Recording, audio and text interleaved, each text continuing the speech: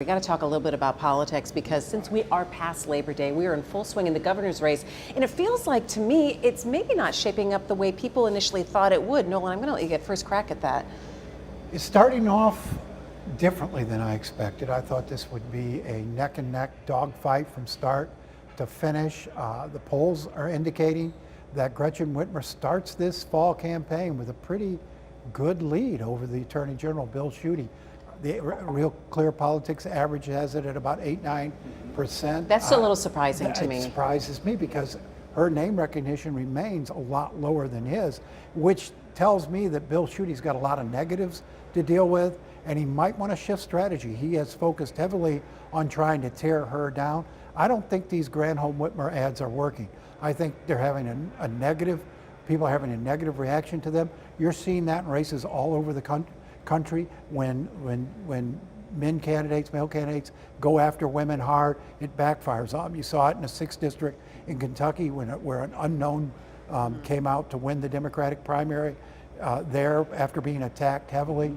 I think he ought to stop and look around and reconsider his strategy. So what do you think the change has been? I think the context for this race is now more important than the candidates in a lot of voters' minds, that there is a surge happening for women candidates in particular and for Democratic candidates. If you look at what is going on across the country, the kinds of wins that female Democrats in particular are able to pull off, it's building into this kind of surge. And I don't think it's about Gretchen Whitmer because, as you point out, her name recognition is not high enough to be that far ahead of Bill Schuette at this point. Obviously, it really is she's just got this sort some of kind of message that's resonating with her. I'm not sure that's true because what is that? Yeah, because she hasn't voiced that a message.